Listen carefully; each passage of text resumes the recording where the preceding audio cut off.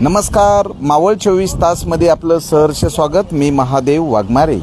मावळ तालुक्यातील वराळे हद्दीमध्ये एक दुर्दैवी घटना घडलेली आहे की दुग्ध व्यावसायिक अरुण नारायण मराठे यांची म्हैस 3 दिवसापूर्वी ती आजारी पडली आणि त्यांनी पशुवैद्यकीय अधिकाऱ्याला वारंवार पाठपुरावा करून औषध उपचारासाठी विनंती केली होती, पण नेमकं म्हशीचा 3ऱ्या दिवशी मृत्यू झालेला आहे आणि ही 1.25 लाखाची म्हैस आहे। यामुळे शेतकऱ्यांवर आर्थिक संकट आलेलं आहे। तर या ठिकाणी शेतकरी आहेत, आम्ही प्रत्यक्षात त्यांचा मुलगा या ठिकाणी योगेश मराठे, काय सांगाल नेमकं कशा पद्धतीने मृत्यू झाला आणि काय हलगर्जीपणा झाला?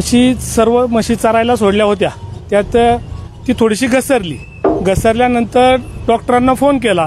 डॉक्टरांना पहिले फोन केले, 4-5 फोन त्यांनी उचलले नाही। त्यानंतर फोन उचलला, ते संध्याकाळी आले, तिला ते टॅबलेट दिली, ते टॅबलेट त्यांनी काय खाली नाही।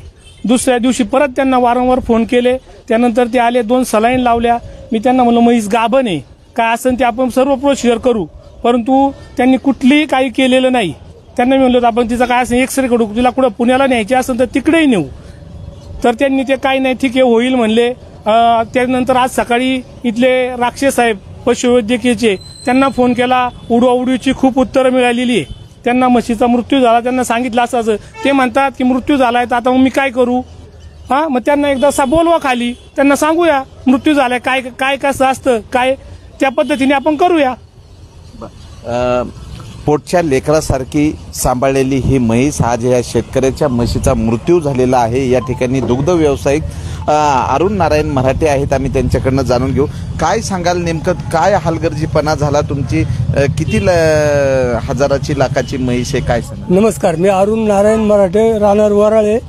माझी म्हैस 1.25 लाखाची आहे। डॉक्टरला वारंवार पैठण डॉक्टरला वारंवार फोन केला, ते येतो म्हणाले 4-10 फोन केले तर कधीतरी येणार, ट्रीटमेंट करणार, निघून जाणार, पैसे घेणार आमच्याकडून।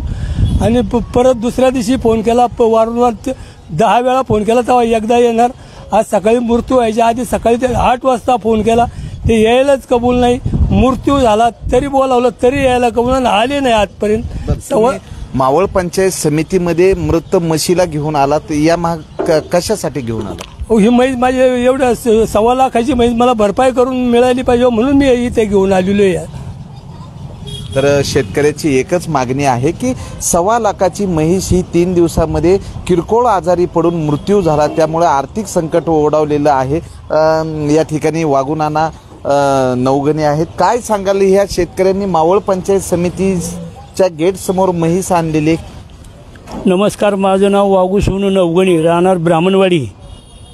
मी सुद्धा शेतकरी आहे। या तालुक्यामध्ये बऱ्याच ठिकाणी अशा हानी झालेल्या आहेत आणि शेतकऱ्याला जोडधंदा म्हणून म्हशी पाळल्या जातात, गुजरातून म्हशी आणतात आणि ही गाभण म्हैस हे अरुण नारायण मराठे यांनी डॉक्टरांना फोन केला, पण डॉक्टर लोक वेळेवर आले नाही म्हणून म्हशीचा मृत्यू झालेला आहे। माझा एक तळमळीची विनंती आहे, शेतकऱ्याला शेती आणि दूध व्यवसाय म्हणून जोडधंदा केला जातो आणि त्यातूनच ही नुकसान होती। माझी एक सरकारला तळमळीची विनंती आहे, जे अरुण नारायण मराठे आहे यांना भरपाई मिळावा अशी माझी विनंती आहे। तर शेतकरी वर्गांमधनं या ठिकाणी ज्या शेतकऱ्याचं नुकसान झालेलं आहे, त्या म्हशीचा मृत्यू झालेला आहे। म्हैस या ठिकाणी ट्रॅक्टरमध्ये घेऊन आलेले आहेत की पशुवैद्यकीय अधिकारी जे आहे हे पद रिक्त आहे, जे अंकुश देशपांडे यांची बदली झाल्यानंतर ते पद भरलं गेलं नाही। त्याच मावळ पंचायत समितीचा कारभार करते तरी कोण? या ठिकाणी गटविकास अधिकारी पद रिक्त आहे, सहाय्यक गटविकास अधिकारी पद रिक्त आहे, अनेक पद रिक्त आहेत। तर हे पद कधी भरले जातील? आणि जर शेतकऱ्यांनी फोन केला की आमची म्हैस आजारी आहे आणि ह्या म्हशीवर उपचार करा, आणि जर उपचार न केल्यामुळे ह्या म्हशीचा मृत्यू झाल्याचं शेतकऱ्याकडनं बोललं जाते। काय नाव तुमचं आणि काय सांगाल की शेतकरी या ठिकाणी म्हैस घेऊन पोहोचले? माझं नाव प्रकाश गोपीनाथ शिंदे। आज या शेतकऱ्याची म्हैस अचानक आजारी पडून गेली आणि डॉक्टरने याची दहशत घेतली नाही आणि त्या शेतकऱ्याला इथे एक म्हैस टॉयलेट घालून आणावं लागली, ही फार मोठी दुर्दैवी गोष्ट आहे।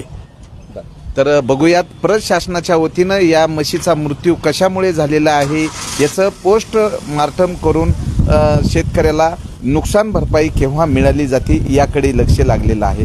तर मावळ तालुक्याचं पशुवैद्यकीय विभाग केव्हा जागी होणार आणि शेतकऱ्यांच्या जनावराचा आजार कधी नीट केला जाईल असा प्रश्नचिन्ह शेतकऱ्यांकडनं उपस्थित केला जातोय। मावळ 24 तास प्रतिनिधी महादेव वाघमारे, धन्यवाद।